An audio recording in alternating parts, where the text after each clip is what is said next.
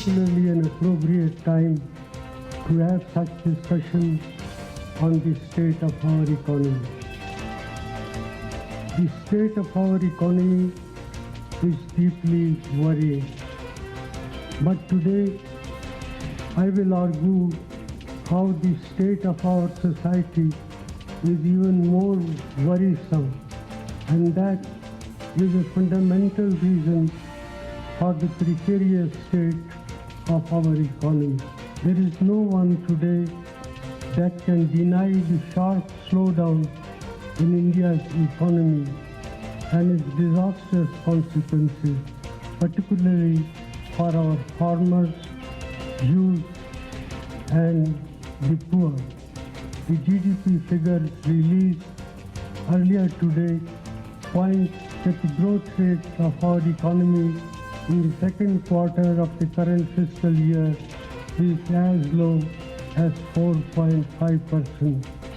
This is clearly unacceptable, and the aspirations of our people want that this country should grow at 8 to 9% per annum, and therefore the sharp decline in growth rate from 5% in the first quarter to 4.5% in the second quarter is indeed worrisome. ये जो जुलाई सितंबर का जो quarter है, अब GDP की growth 4.5 हो गई और पिछले क्वार्टर में 5 थी, अब 4.5 हो गई। तो स्लो डाउन तो जाहिर है।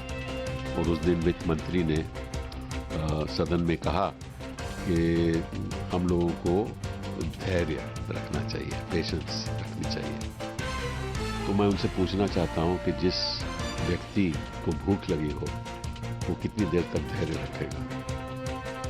आप जरा हमें बता दीजिए वित्त मंत्री जी।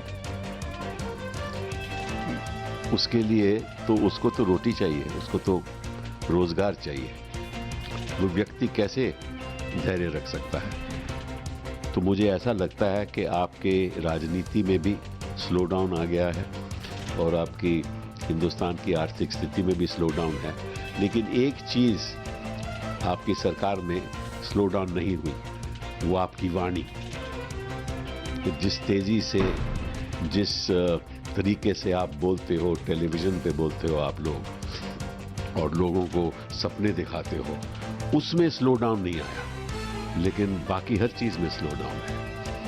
और मुझे लगता है कि आप लोगों को सरकार चलानी नहीं आती, आप लोगों के पास कोई विजन नहीं है, आप लोगों के पास कोई